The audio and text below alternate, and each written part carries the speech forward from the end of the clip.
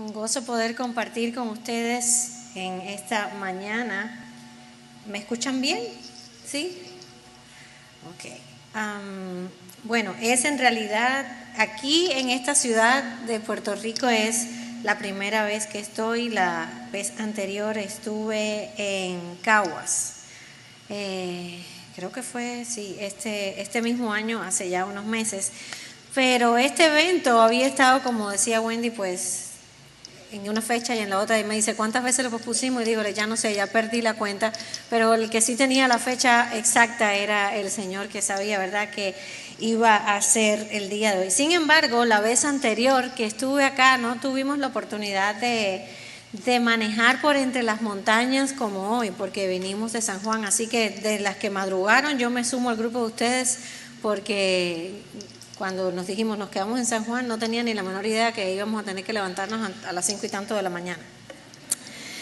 Pero valió la pena porque ese viaje pues fue lindísimo y me hizo pensar, ¿verdad?, en todas las maravillas que nuestro Dios ha hecho. Hace unos días yo iba manejando por la ciudad donde vivo, la ciudad de Miami, y claro, no es para nada tan bonito el paisaje, ¿sabes? Yo iba de mi casa al colegio a recoger a mi hijo, pero había caído un aguacero torrencial y seguía por tramos lloviendo.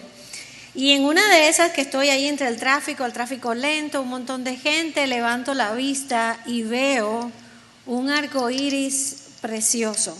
¿Sabe que muchas veces vemos como que un pedacito del arco iris? No, pero aquel día era completo y yo manejando y quería tomarle una foto del arco iris y dije, no puedo porque voy a chocar el carro si sigo entretenida con el arco iris. Hasta que aflojó, tuvimos que parar y bueno, pude, pero ¿qué va? La cámara del teléfono nunca va a poder captar, ¿verdad?, todo lo que el ojo humano puede captar. Y eso fue lo que me pasó esa tarde, mientras yo manejaba. Yo decía, wow, Señor, la verdad que lo que tú has hecho es incomparable. Pero además me hizo recordar la fidelidad de Dios, porque eso es lo que representa el arco iris. Ahora lo han querido usar para un montón de cosas que no tiene nada que ver con la idea original.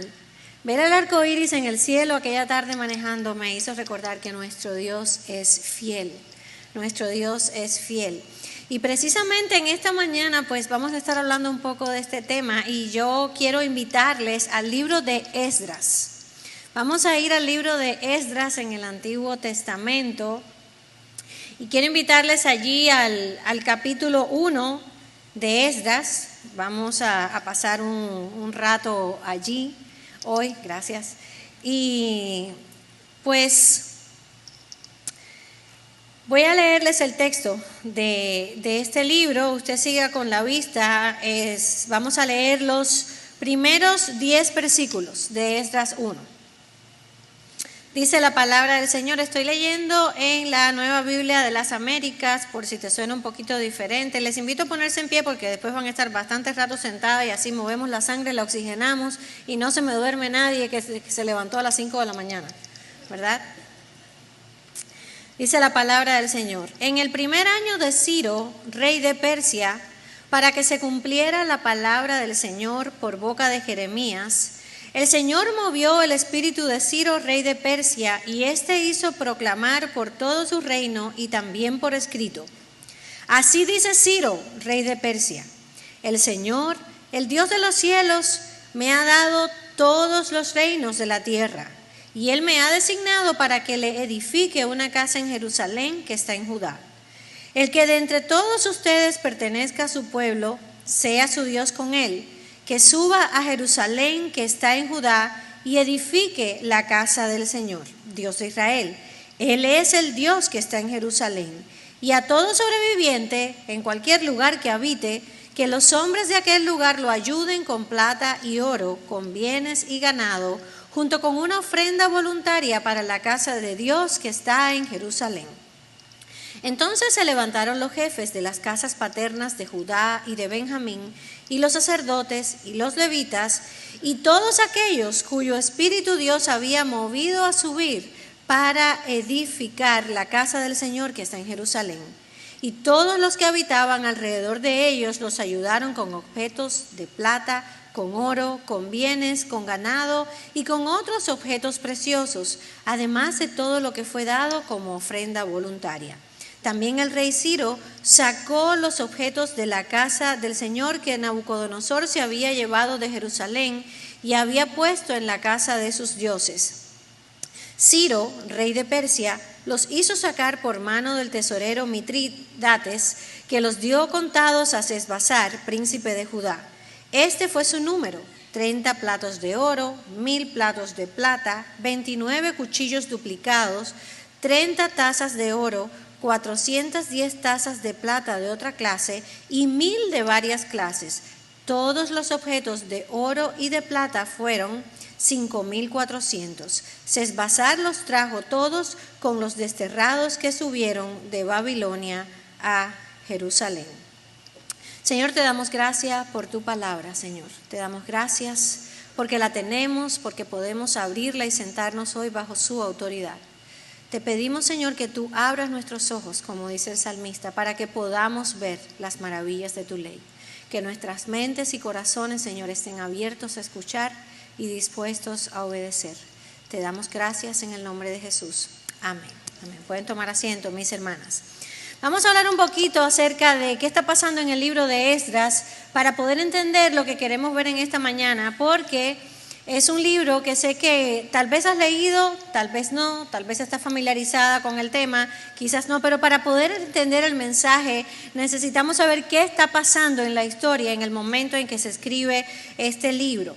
Por ejemplo, en las Biblias hebreas originalmente el libro de Nehemías y el libro de Esdras constituían un solo libro, estaban juntos, era una sola historia. Lo que se narra en el libro de Esdras abarca aproximadamente un siglo en la historia de Israel que había pasado. Los judíos habían sido llevados cautivos a Babilonia cuando el rey Nabucodonosor tomó la ciudad de Jerusalén. Sin embargo, en el año 539 a.C., el rey Ciro, del que habla el pasaje, de Persia, derroca al imperio babilónico y entonces se adueña de todos los territorios que antes habían sido de Nabucodonosor y donde estaba también el territorio de Israel y de Judá. Llegamos al año 538, recuerden, antes de Cristo, vamos en cuenta regresiva, y entonces Ciro emite este decreto que nosotras acabamos de leer aquí en el capítulo 1. Ahora bien, en el libro de Esdras, los 6 primeros capítulos nos narran el viaje de ese primer grupo de exiliados que vienen de Babilonia regresando hasta Jerusalén, y se narra también la construcción del nuevo templo, el que conocemos como el segundo templo, y que se erigió, se construyó donde antes había estado el templo de Salomón. Usted sígame, porque si no tenemos idea de todo esto no vamos a entender qué está pasando en este pasaje. Este primer grupo viene liderado, según menciona el pasaje más adelante, por 2 personas: Zorobabel, de quien no se nos dice mucho, solo que era un líder, y por Jesúa, que sí era un sacerdote de Israel. La segunda y última parte del libro, de los capítulos del 7 al 10, entonces nos narran un segundo grupo de exiliados que regresa, y ese sí viene liderado por Esdras, de quien toma entonces el nombre del libro. Ya eso está pasando incluso cuando hay otro rey, ya no es Ciro, en ese momento es el rey Artajerjes.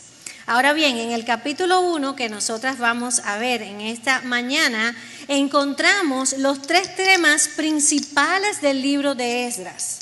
Ese capítulo 1, de una manera muy sutil, nos menciona los 3 temas principales, que cuáles son: la palabra de Dios, el pueblo de Dios y la casa de Dios. El libro de Esdras se enfoca en esos 3 temas: la palabra de Dios, el pueblo de Dios y la casa de Dios. Como esto es una narración, nos están contando una historia, vamos entonces a ver las escenas, qué es lo que está ocurriendo en esta historia. Y yo se los voy a contar como si fuera una obra de teatro. Ahora usted imagínese que bajó el telón, subió el telón, y esta es la primera escena de lo que está pasando en este drama. Y lo primero que leemos es que dice que todo esto está sucediendo para que se cumpliera la palabra del Señor dada al profeta Jeremías. ¿Usted se dio cuenta de eso? Cuando el libro empieza dice, esto que está pasando aquí, está pasando, pero ya el Señor se lo había dado al profeta Jeremías aproximadamente 70 años antes de que esto esté sucediendo. ¿Dónde está eso en Jeremías? En un capítulo que hemos leído muchas veces. Lo que pasa es que casi siempre leemos el versículo 11 y no el 10. Jeremías 29. El 11 es, yo sé los planes que tengo para vosotros. Pero el 29 dice esto, pues así dice el Señor, cuando se le hayan cumplido a Babilonia 70 años, al imperio babilónico, yo los visitaré, este mensaje es para el pueblo de Israel, y cumpliré mi palabra de hacerlos volver a este lugar. 70 años antes Dios les había dicho, se van a ir al exilio, pero yo los voy a traer de vuelta. Más adelante, en el capítulo 32 del mismo libro de Jeremías, dice esto, ahora pues, así dice el Señor, Dios de Israel, en cuanto a esta ciudad, de la cual ustedes dicen va a ser entregada en mano del rey de Babilonia por la espada, es Jerusalén, por el hambre y por la pestilencia, yo los reuniré de todas las tierras a las cuales los he echado en mi ira, en mi furor y con gran enojo, y los haré volver a este lugar y los haré morar seguros. La palabra de Dios. Ese es el primer tema del libro de Esdras, la palabra de Dios. Todo comienza con la palabra de Dios. 70 años antes Dios había dicho esto y ahora se está cumpliendo. Están viniendo de regreso. Ahora, una de las tentaciones que nosotras como lectoras de la Biblia tenemos cuando llegamos a los libros de Esdras y de Nehemías, es enfocarnos en algo. Y en eso en lo que nos enfocamos muchas veces es en el liderazgo de Esdras y de Nehemías. Y sí, grandes líderes hicieron muchas cosas, pero ese no es el kit del asunto de estos libros. Ese no es el kit del tema. Aunque ellos desempeñaron un buen rol y demás, hay muchas cosas que aprender porque ese no es el énfasis realmente de los libros. Y en el caso del libro de Esdras, aunque nos habla de la reconstrucción del templo, lo importante y la misión de Esdras y de todo este libro, y usted lo va a ver a medida que hablemos, y si lo leyera completo, es la restauración del pueblo de Israel. Ese es el tema, eso es lo que Dios está queriendo que nuestras mentes mantengan ahí de frente. Y por eso es que el capítulo número 1 de Esdras comienza con un recordatorio de la palabra que Dios había dado mucho tiempo antes. Así que estamos en esa escena 1. Ahora imagínense, este pueblo lleva décadas viviendo en Babilonia, ¿verdad? Como exiliados. Y el rey proclama de pronto este decreto y dice, y todo el que se quiera ir, que se vaya y regrese. Él no lo hizo a sabiendas, él no sabía que al él dar este decreto, él estaba sujeto a la voluntad de Dios. Porque mire lo que dice el pasaje, el texto dice, el Señor movió el espíritu de Ciro, rey de Persia. No perdamos de vista, Ciro es un rey pagano, ¿verdad? Él no cree en el Dios de Israel, pero dice, el Señor movió el espíritu de Ciro, el rey de Persia. Si fuéramos a hablar en términos teológicos de lo que está pasando aquí, nosotros pudiéramos aprovechar y usar esta palabra. Esto es la providencia de Dios. Esto es la providencia de Dios manifestada para con su pueblo. ¿Qué quiere decir providencia? Vamos a definirlo porque si usted hace una búsqueda no la va a encontrar en la Biblia. Esa palabra no aparece en nuestras Biblias como el nombre providencia, pero está presente en toda la Biblia. La providencia de Dios, mis hermanas, en pocas palabras, es la obra continua de Dios para mantener y guiar su creación. Esa es la providencia, la obra continua de Dios para mantener y guiar su creación. Es decir, que Dios opera, Dios actúa en todo lo que tiene que suceder en el mundo y dirige todas las cosas hacia un determinado fin. Dios lo orquesta todo, mis hermanas, para cumplir sus propósitos. Y en este caso en particular, la providencia que se manifiesta es algo que los teólogos llaman la providencia de gobierno. ¿Y qué quiere decir eso? Que Dios gobierna todo, incluyendo los gobernantes. ¿Verdad que la palabra nos dice que los reyes que están por Dios han sido puestos, que Dios quita y pone reyes? Eso es la providencia de gobierno. Ciro era un rey pagano. Él, como les decía, obviamente no creía en el Dios de Israel. Ahora, cuando leemos, vemos que dice Dios lo movió. Dios quita y pone reyes, Dios mueve los reyes. Y además nos encontramos que Ciro dice esto y usted puede decir, bueno, él no cree, pero ¿por qué dice? El pasaje dice que él habla del Señor, el Dios de los cielos. Lamentablemente tú y yo ni vivimos en la época de Ciro, ni sabemos, creo yo, no sé si hay alguien que pueda leer, ¿verdad? Aquí en hebreo y pedazos de arameo. Este pedacito está escrito en arameo, si mal no recuerdo.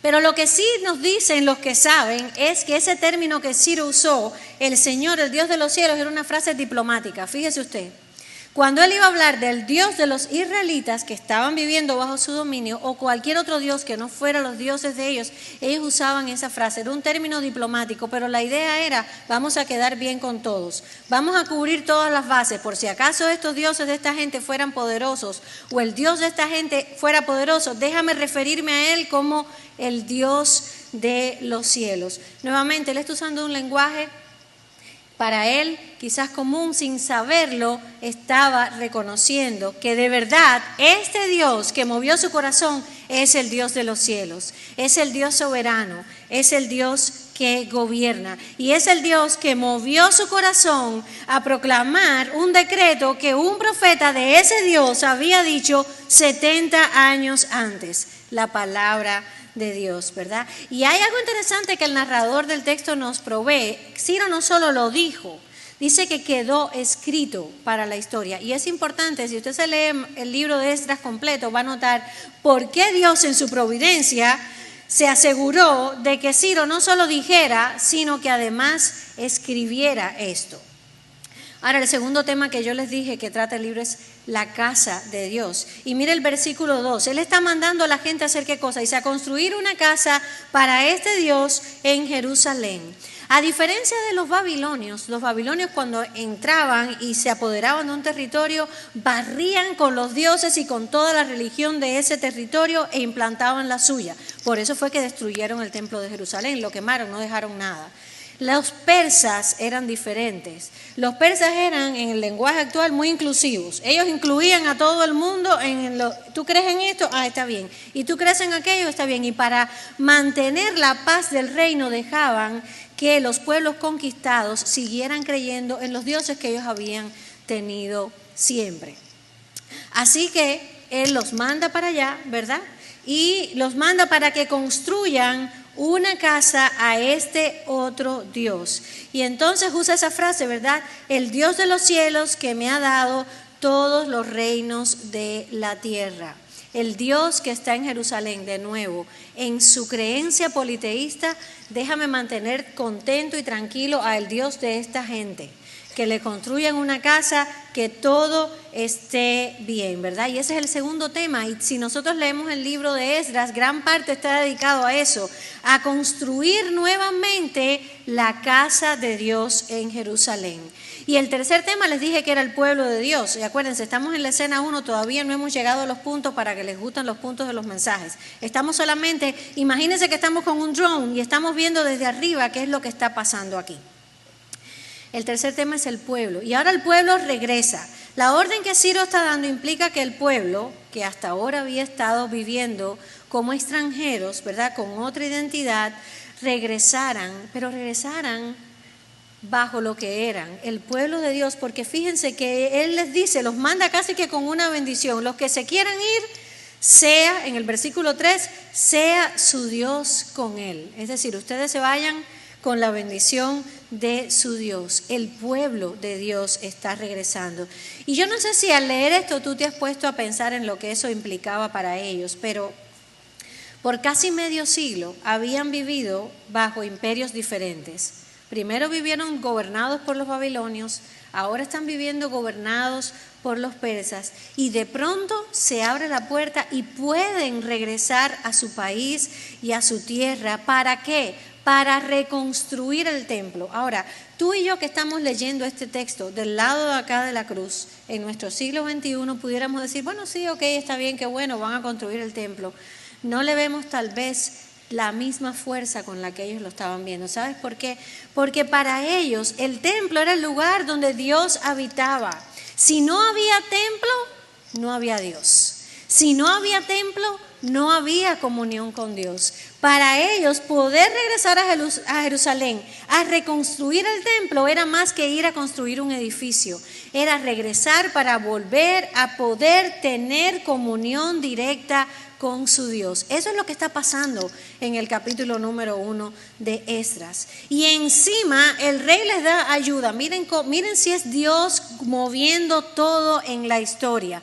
No solo les facilita el poder regresar, sino que además este rey pagano iba a financiar la reconstrucción del templo.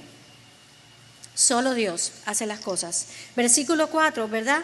Y si lo leyeron, no sé si vino a la mente de ustedes otro momento de la historia en que el pueblo de Israel está saliendo de otro lugar y Dios mueve el corazón del rey de ese lugar y de la gente para que los ayude.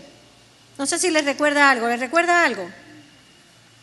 En el Éxodo, ¿qué pasó? Están saliendo de Egipto, pero no salieron con las manos vacías. La gente les dio de todo. Mira, nos quitamos los aretes, nos quitamos las cadenas. Llévenselo, pero váyanse, ¿verdad? Eso fue lo que pasó en el Éxodo. Y ahora el rey Ciro les está diciendo, no, aquí les damos oro, les damos plata. Lo que nos habíamos llevado del templo de ustedes, tómenlo. Aquí está y se los cuenta. Aquí están las tazas de oro, de plata. Llévenselo y traigan todas esas cosas para el templo que van a construir. La palabra de Dios, el pueblo de Dios, la casa de Dios. Y fíjense que años antes el profeta Isaías también había dicho que esto iba a pasar. El Señor por medio de él dijo, salgan de Babilonia, huyan de los caldeos, con voz de júbilo anuncien, proclamen esto, publíquenlo hasta los confines de la tierra, digan, el Señor ha redimido a su siervo Jacob. No sé si recuerdan un pasaje de Isaías también, que incluso fue un canto hace años, que decía, volverán los redimidos de Jehová, volverán a Sión cantando, ¿verdad? ¿Se acuerdan algunas de eso? Esto es lo que está pasando aquí. Están regresando los redimidos de Jehová. Así que Ciro ordena, no solo les doy, sino que además mando órdenes para todos los pueblos que están cerca de ustedes, que ellos contribuyan a su causa y les den lo necesario. Así que ahí tenemos, baja el telón, se terminó la escena 1. Ciro dio la orden y les dijo, van a irse, se van a llevar todo lo que necesitan, salgan y construyan su templo otra vez y vivan nuevamente en su tierra. Se levanta el telón, la escena 2. Hasta aquí hemos visto lo que dijo Ciro. ¿Qué pasó con la gente? ¿La gente accedió? ¿No accedió? Bueno, los versículos del 5 al 11 nos dicen, versículo 5, escuche, entonces se levantaron los jefes de las casas paternas de Judá y de Benjamín y los sacerdotes y los levitas, y ahora viene, y todos aquellos cuyo espíritu Dios había movido a subir para edificar la casa del Señor que está en Jerusalén. Todos aquellos a quienes el Señor había movido. Es lo mismo, ¿verdad? El Señor movió a Ciro y ahora está moviendo parte de su pueblo. Y uno pensaría, pero ¿por qué tendría Dios que tocarles el corazón y moverlos a salir si estos eran los israelitas? Se supone que digan, ¿cuándo nos vamos? Ya tenemos las maletas hechas.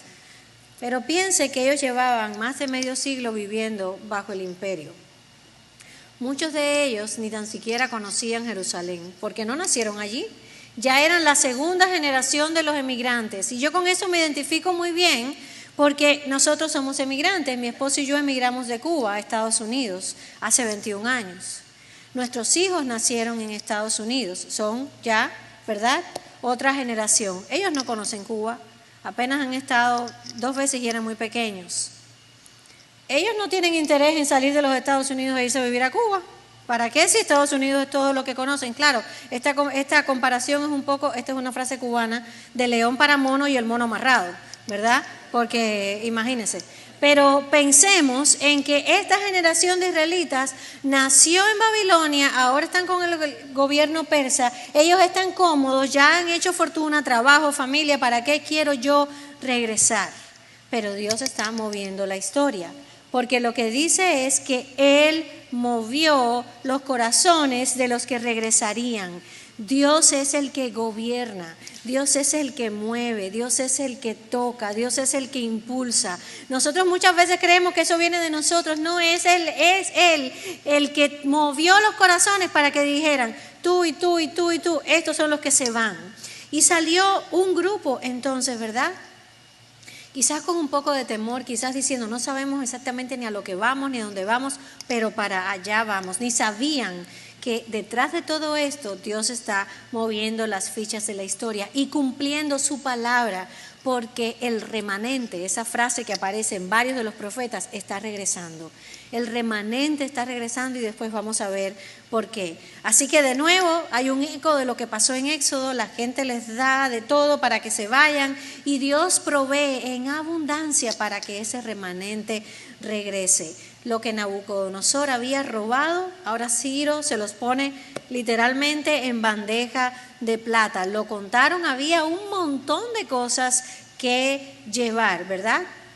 Y pues ahí van. El capítulo 1 termina justo con ese recuento, diciéndonos todas las cosas. Entonces, baja el telón, se acabaron estas dos escenas, eso es lo que nos han contado hasta ahora. Y tú y yo pudiéramos decir, ¿qué hacemos nosotras con este texto de Esdras? ¿Qué tiene eso que ver con mi vida? Posiblemente tú estés ahí y hayas dicho, nadie me dijo que yo venía para una lección de una clase de historia. Yo pensé que venía para una conferencia de mujeres. Pero es que así es la palabra de Dios, mis hermanas. Y cuando nosotros nos vamos a acercar a ella, primero necesitamos, sobre todo cuando estamos en el Antiguo Testamento, que está tan distante de nosotras en historia y en contexto y en todo lo demás, necesitamos primero que nada hacer esto que hicimos, mirarlo desde arriba y ver qué nos están contando, entender lo que el autor nos está diciendo, para entonces ahora preguntarnos eso, ¿qué hacemos tú y yo hoy, en octubre del 2022, tan distanciadas de todo esto? ¿Cómo aplicamos ese texto a nuestra vida? Bueno, en esta mañana el tema que nosotros vamos a tratar es yo lo he titulado El Dios fiel de la historia. Así que aquellas de ustedes que les gusta tomar notas, siempre lo aconsejo porque usted piensa que se va a acordar y cuando salga de aquí va a decir, yo me acuerdo que ella habló algo de historia y que había unos persas y unos babilonios, pero no mucho más. Espero que se pueda recordar más de eso, pero le animo a que tome notas. El Dios fiel de la historia. Y el primer punto, mis hermanas, que yo quiero que nos llevemos a leer este capítulo de Esdras 1 es este. Podemos confiar en Dios porque Él es fiel a sí mismo y a su palabra. Podemos confiar en Dios porque Él es fiel a sí mismo y a su palabra. ¿Qué quiere decir que Dios es fiel? La fidelidad de Dios quiere decir que Él siempre va a hacer lo que ha dicho que hará, que va a cumplir lo que ha prometido. Eso es lo que quiere decir que Dios es fiel.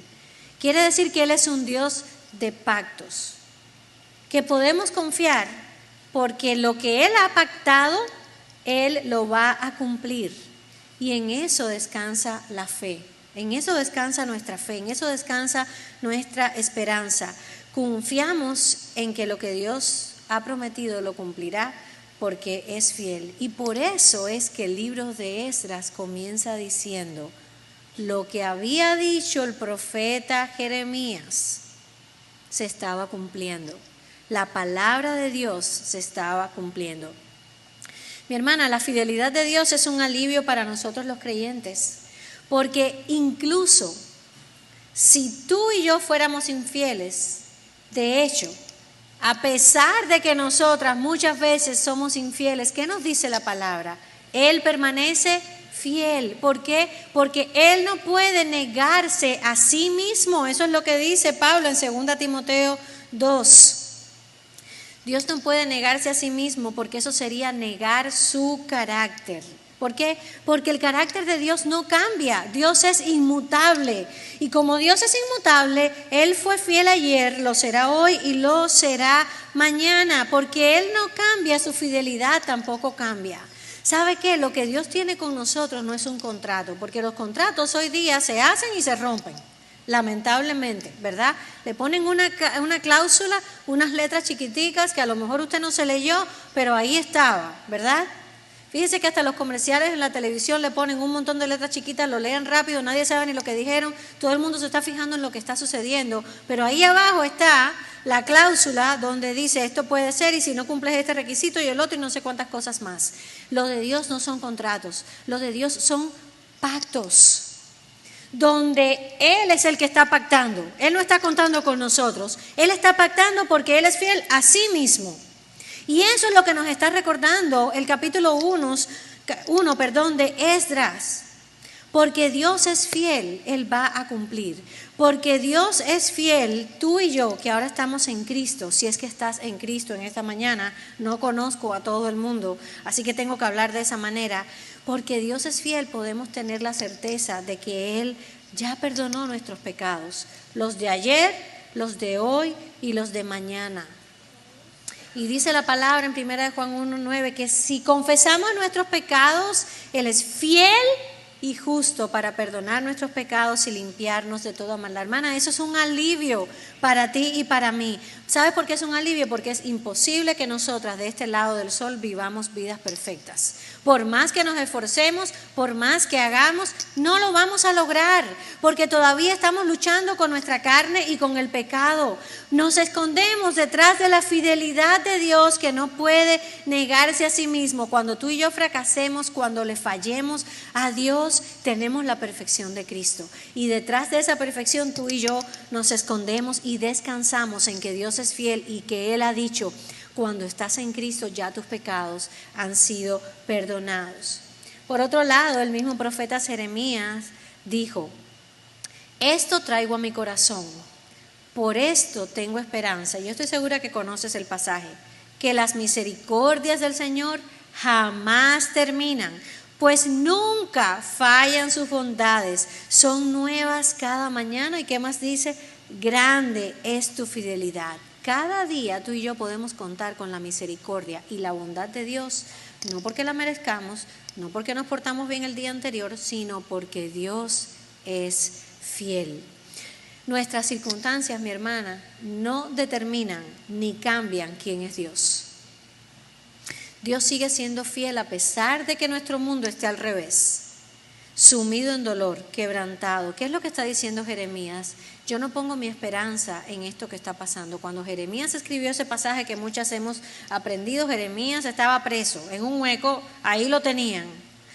Y él estaba viendo todo el desastre que está ocurriendo, porque se había puesto a decir a los reyes: miren, esto es lo que viene, esto es lo que va a pasar. Y el rey dijo: yo no quiero saber de este hombre, quítenmelo de aquí. Lo metieron en un foso por allá. Y Jeremías está diciendo: aquí donde yo estoy, yo puedo recordar que la misericordia del Señor es nueva cada mañana, porque Él es fiel. Eso es aliento para ti y para mí. Si en verdad nosotras creemos que Dios es fiel y veraz, es decir, que siempre dice la verdad, entonces podemos confiar en que Él va a cumplir lo que ha prometido, que este mundo va a pasar, que nos aguarda una nueva creación, y que mientras estemos aquí no vamos a estar solas, porque Él es un Dios de pactos. Él cumple lo que ha prometido. Así que este pasaje de Esdras 1 nos recuerda que nosotras podemos confiar en Dios, porque Dios es fiel a sí mismo y a su palabra. Lo que estamos leyendo aquí no es una casualidad de la historia, fue algo que Dios prometió y ahora estaba cumpliendo. Dios es fiel a sí mismo y a su palabra. La segunda cosa que nos enseña este texto de Esdras es esta: podemos confiar en Dios porque Él gobierna la historia. Podemos confiar en Dios porque Él gobierna la historia. Hermana, nada de lo que sucede en este mundo pasó por sorpresa o casualidad. Y tampoco es un mundo que vive a la deriva, aunque a veces parezca, ¿verdad? A veces nos levantamos en la mañana y vemos noticias de todo lo que está ocurriendo y uno pudiera pensar: esto parece un barco sin timonel, que va quién sabe para dónde, que estamos viviendo en un caos. Y aunque sí, por momentos pareciera un caos, es un caos gobernado por el Dios de la historia. Porque este texto nos ha mostrado que incluso los gobernantes paganos, los que no creen en Dios, y casi que podemos decir, yo no tengo estadística, pero viendo el mundo en el que estamos, puedo decir que el 90 y tantos, bien lejos % de los gobernantes de este mundo son como Ciro, que no creen en Dios, que no tienen temor de Dios, que no les importa para nada lo que Dios ha dicho. Pero a pesar de eso, lo que nos enseña el texto es que Dios gobierna la historia. ¿Por qué? Porque lo hace todo para sus propósitos y para su propia gloria. Él había anunciado el exilio, ¿sabe? Mucho antes de que Jeremías e Isaías lo dijeran. En el libro de Deuteronomio, Moisés les anunció a los israelitas: yo sé que ustedes van a ser desobedientes, y porque van a ser desobedientes, el Señor se los va a llevar al exilio. ¿Sabe dónde está pasando esto en la historia? Ni tan siquiera habían entrado en la tierra prometida. No habían llegado, están en el desierto. Acuérdense que Moisés no entró con ellos a la tierra prometida. Sin embargo, Moisés les anuncia, y eso está en Deuteronomio capítulo 30, les dice: por su desobediencia, por su infidelidad, se van a ir al exilio. Después vienen los profetas y vuelven a anunciar lo mismo. Pero en medio de todo eso, Dios les está diciendo: pero porque yo soy fiel a mí mismo, yo he prometido que los voy a traer de vuelta a casa. Dios es quien gobierna la historia. Y todo fue sucediendo tal y como se les había dicho. ¿Sabe? Dios endureció el corazón de Faraón.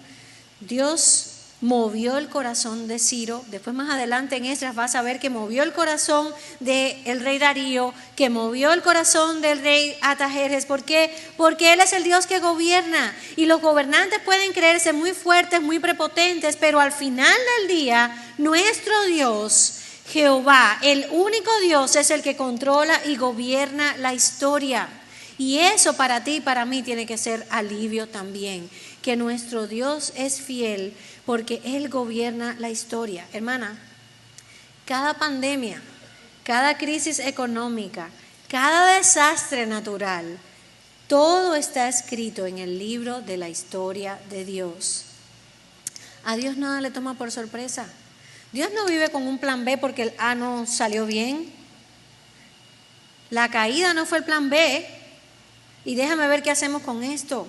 Todo estaba escrito. Dice Efesios 1 que desde antes de la fundación del mundo ya el Señor había dictaminado un plan que incluía a Jesucristo y la redención para que tú y yo estemos aquí hoy. Nuestro Dios es el Dios de la historia. No somos víctimas de la casualidad, ni como grupo ni a nivel individual. ¿Sabes qué quiero decir con eso? Que incluso cuando te puedan haber dicho tus padres: tú fuiste un ups. Tú no fuiste un ups. A lo mejor fue para ellos no lo sabían, pero no para Dios.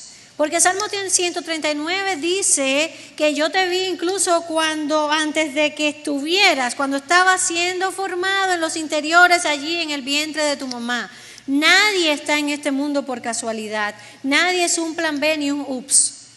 Todo, porque Dios dice incluso que Él ha hecho vasos para honra, vasos para deshonra. Todo forma parte de la historia que Dios ha escrito y que ahora nosotros vemos delante de nuestros ojos que se está desarrollando. Dios es fiel, Él gobierna la historia. Eso puede traer alivio. Podemos confiar, mi hermana. No importa lo que pase mañana ni la semana que viene, las elecciones, esto, lo otro. Tantas cosas, ¿verdad?, que nos preocupan a veces, que nos asustan. Podemos orar y podemos suplicarle al Señor, ¿verdad? Ese es nuestro rol, ese es nuestro papel, eso es lo que hacían, ¿verdad? Incluso los profetas cuando hablaban y decían: Señor, ten misericordia, cuando escuchaban las cosas que iban a venir. Pero al mismo tiempo podían decir: pero ¿sabes qué? Todo está bien, porque Dios gobierna, Él es el Dios de la historia. La tercera cosa es esta: podemos confiar en Dios porque somos su pueblo. Eso es algo más que nos enseña el capítulo 1 de Esdras, que podemos confiar en Dios porque somos su pueblo. Mi hermana, desde el principio Dios tuvo en mente formar un pueblo para sí, todo el tiempo. ¿Te acuerdas cuando Él llamó a Abraham y le dijo, verdad, salte de tu tierra y de tu parentela a la tierra que yo te mostraré? Y para allá se va Abraham y se forma esta familia, verdad, de él con Sara y todos los demás que le acompañaban. Ni tan siquiera había tenido un hijo todavía, ya Dios le está diciendo: en tu simiente serán benditas todas las familias de la tierra. Por cierto, estuve leyendo algo interesantísimo acerca de esto de todas las familias de la tierra en un libro de John Piper, y una de las cosas que decía era, y para mí fue como que cuando lo leí, decía: todas las familias de la tierra.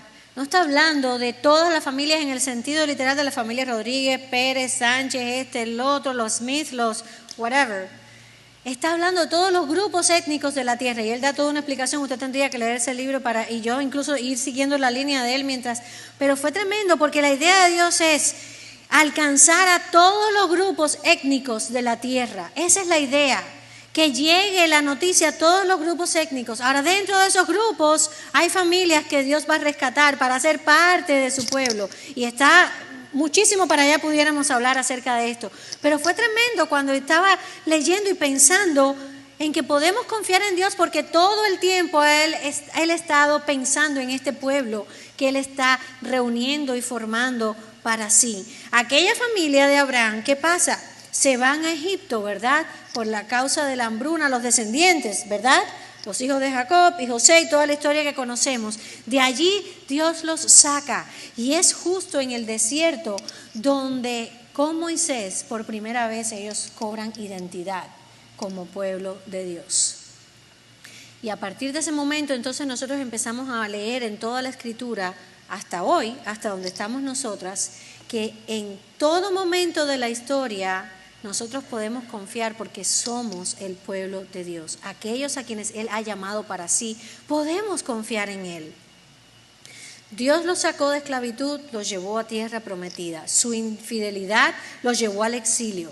Pero ¿sabe qué? La historia no terminó ahí. Llegamos a Esdras, ¿verdad? Y no podía terminar ahí. ¿Sabe por qué no se podía acabar en el exilio? Porque de ese pueblo, ¿quién iba a venir? El Salvador, iba a venir Cristo. Por eso es que el Señor todo el tiempo está cuidando a este remanente. Por eso es que los profetas Isaías, ¿verdad? Jeremías, Ezequiel, todos van hablando, van contando lo que está pasando y están hablando de este remanente, este pueblo pequeño de aquel pueblo grande que iba a regresar y con el que Dios iba a trabajar, porque de ellos iba a venir el Salvador, que finalmente iba a ser posible que en la simiente de Abraham fueran benditas todas las naciones de la tierra, porque hasta ahora el pueblo era ¿quién? Solamente Israel.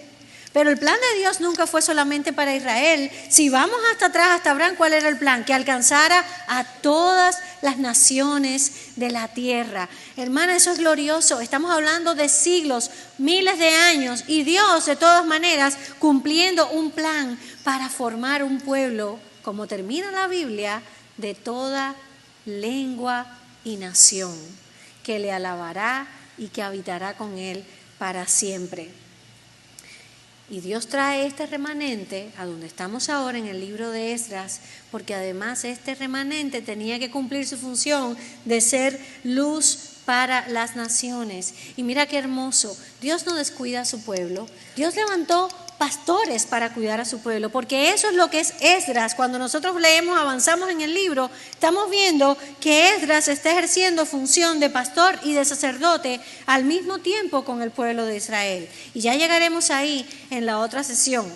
Pero la realidad es que levanta a estos líderes para llamar a su pueblo al arrepentimiento, para llamar a este pueblo a la restauración, que es lo que está sucediendo en el libro de Esdras. ¿Sabes que cuando terminan Esdras y Nehemías, pasan 4 siglos, los famosos 400 años, que algunos llaman de silencio? No me gusta mucho la frase de silencio porque Dios nunca ha estado completamente callado. No tenemos texto bíblico de esos 400 años, ¿verdad? No hubo más profecía en ese tiempo, pero estoy segura que Dios siguió activo en la vida de ese pueblo. Siguió activo trabajando en ellos porque Dios no se va nunca de la historia. Él no dice, aquí los dejo y dentro de 400 años regreso y déjame ver dónde me los encuentro. No, Él siguió activo, ¿verdad? Pero es interesante porque en nuestras Biblias, tú y yo tenemos Esdras y Nehemías en esta parte en que está, ¿verdad? En la Biblia hebrea, Esdras y Nehemías están hacia el final, junto con Crónicas. Y si usted léase el último versículo de Segundo de Crónicas, va a ver que el último versículo de Segundo de Crónicas es el mismo con el que empieza Esdras.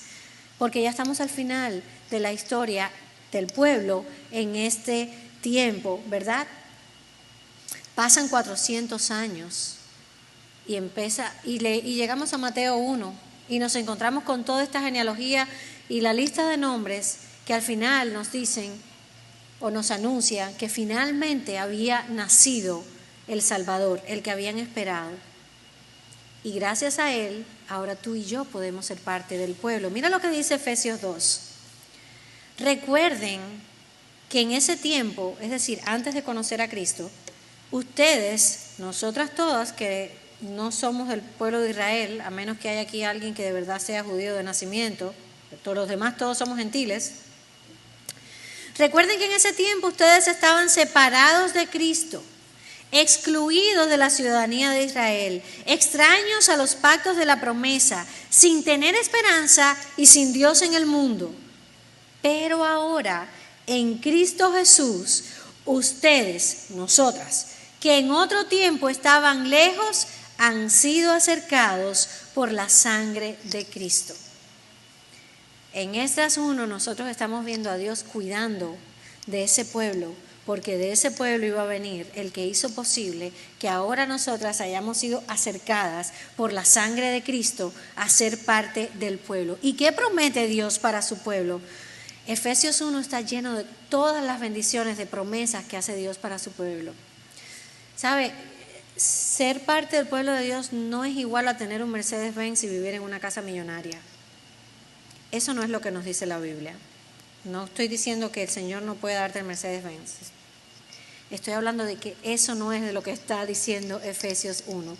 Cuando dice que hemos sido bendecidos con toda bendición espiritual en los lugares celestiales en Cristo, lo que nos está diciendo es que ahora nosotros estamos, ¿verdad?, en otro lugar, que no éramos pueblo, que ahora somos pueblo, y vamos a disfrutar de todas las bendiciones que implica ser un pueblo redimido y comprado por la sangre de Cristo para la eternidad. Somos parte de ese pueblo. Y dice Efesios 1 que hemos sido sellados para siempre con el Espíritu Santo. Sellados para siempre. Mi hermana, una vez que estás en Cristo, nada ni nadie te puede quitar de ahí. Has sido sellada para siempre. Y tenemos que creer eso. Porque si no creemos que hemos sido sellados para siempre, vamos a vivir la vida cristiana en una cuerda floja, creyendo que en cualquier momento nos podemos caer y lo perdimos todo. Cuando lo que la palabra nos dice es que hemos sido sellados para siempre. Pero ¿sabe qué? Que Efesios 1 también nos dice que porque estamos en Cristo y tenemos al Espíritu Santo, tenemos la garantía de que lo mejor está por venir. Eso es lo que habla al final del pasaje cuando dice las arras del Espíritu. Esas arras es como si el Señor nos hubiera dado en el Espíritu Santo un depósito inicial. Y está diciendo, ahora van a estar viviendo aquí con este depósito inicial, pero lo mejor está por venir, les aguarda todavía. Eso también es algo de lo que podemos disfrutar porque somos el pueblo de Dios. Podemos confiar porque Dios cuida de su pueblo. Dice el capítulo 1 de Efesios de nuevo que nos ha dado una herencia incorruptible, que hemos sido invitadas a vivir con Dios para siempre. Y al final, ¿cómo termina la Biblia? Que vamos a disfrutar de la mejor de las fiestas, de la cena del Cordero. Es un solo tema. Fíjese cómo empieza la Biblia, Adán y Eva habitando con Dios en Edén. Cómo termina la Biblia, estamos todos los que somos parte de su pueblo ahora habitando con Él para siempre. Es un solo tema. Y todo el tiempo en la historia Dios ha estado trabajando para ir reuniendo ese pueblo suyo, con el que al final estará por la eternidad. Sí es verdad que en este mundo muchas veces nos vamos a sentir como extranjeros y peregrinos. Nos vamos a sentir como exiliados, ¿verdad? Como que siento como que, Señor, como que no pertenecemos por completo a este lugar. Y sabe que eso está bien. Porque cuando nos acomodamos mucho en este mundo hemos perdido de vista que aquí estamos de paso. Que no se supone que este mundo nos satisfaga por completo. Que no se supone que aquí tengamos toda la felicidad. Si todas esas cosas fueran posibles de este lado del sol, ¿para qué vino Cristo? ¿Para qué hace falta Cristo? La promesa es que vamos de camino. Igual que los exiliados iban para Jerusalén, nosotros estamos aquí exiliados mientras tanto y vamos de camino a una mejor Jerusalén. Ellos regresaron para construir un templo y así poder volver a tener comunión con Dios. No te pierdas esto. Nosotras ahora tenemos a Cristo. Si mañana desaparecen todos los templos, no importa. Porque Cristo ahora habita en nosotros por el Espíritu Santo y la palabra enseña, y lo lees en Corintios y lo lees en distintos lugares, que ahora Él está edificando un nuevo templo con piedras vivas. ¿Y quiénes son? su pueblo. Nosotros somos las piedras con las que Él está edificando. Y dice que al final, si lo es allí en Apocalipsis, no va a hacer falta templo, porque dice que la gloria de Dios lo inunda todo. Ya no va a hacer falta un edificio, mi hermana. Así que aquel pueblo regresaba para construir un templo, para poder adorar y encontrarse nuevamente con su Dios. Donde quiera que tú vayas, si tú estás en Cristo, el Señor está en ti. Y cuando estamos juntos, este pueblo que Él está reuniendo para sí, somos las piedras de ese nuevo templo que Él está construyendo. ¿Te das cuenta cómo todo en la Escritura está relacionado y cómo todos los temas van? Cómo cuando llegamos a estos libros que a veces no miramos tanto porque un poco nos asustan y tanta historia y no entiendo qué está pasando, tenían que estar aquí para que entendamos cómo Dios está obrando en la historia. Entonces la pregunta para nosotras en esta mañana es, ¿dónde está puesta nuestra confianza? ¿Dónde está puesta nuestra confianza? Dijimos que este tema era el Dios fiel de la historia. La pregunta es, ¿estamos descansando y confiando en el Dios fiel de la historia? El que gobierna, el que mueve los gobiernos, el que quita y pone reyes. ¿Estamos confiando en el Dios que está trayendo y formando el pueblo para sí mismo? Hermana, la manera en que nosotras respondamos a esas preguntas va a determinar la manera en cómo vivamos. O vivimos afirmadas y confiadas en el Dios de la historia, el Dios de la palabra, o vivimos temerosas y abrumadas por el mundo que nos rodea. Nuestro Dios es el Dios fiel de la historia. Mi invitación para ti en esta mañana es que medites en esta verdad. Si nunca antes habías escuchado de todo esto, no estás aquí por casualidad, porque ya te lo dije, nada ocurre por casualidad. El Señor te trajo en esta mañana para que sepas que Él es el Dios fiel de la historia y que puedes confiar, descansar en Él y ser parte de su pueblo a través de la obra salvadora de Cristo en la cruz. No hay nada más. Nuestro Dios es fiel. Si viniste abrumada, pensando en tantas cosas que están fuera de control, recuerda que Dios sigue estando en su trono y eso no cambia. Eso no cambia. Nosotras podemos descansar en que nuestro Dios es el Dios fiel de la historia. Vamos a orar. Señor, te damos gracias por tu palabra. Gracias porque tú eres el Dios fiel, que no ha cambiado, Señor. Desde el principio hasta el final eres el mismo. Gracias, Señor, porque tú gobiernas, tú riges sobre todo, Señor. Gracias porque tú mueves, quitas, pones reyes, Señor. Gracias porque nuestra propia vida, Señor, se sienta bajo tu gobierno. Tú eres soberano, tú eres rey. Nada ocurre por casualidad, Señor. Gracias. Gracias, Señor, porque nos has hecho parte de tu pueblo. Ese pueblo que tu palabra dice, Señor, que al final va a estar contigo para siempre. Gente de toda tribu, lengua y nación. Qué hermoso, Señor, saber que un día vamos a alabarte y estar contigo para siempre, donde no habrá más preocupación, más nada, Señor. En un solo idioma, todos juntos otra vez, alabándote a ti, que eres el gran Dios fiel de la historia. Bendito sea tu nombre. Oramos en el poderoso nombre de Jesús, que ha hecho posible todas estas cosas. Amén.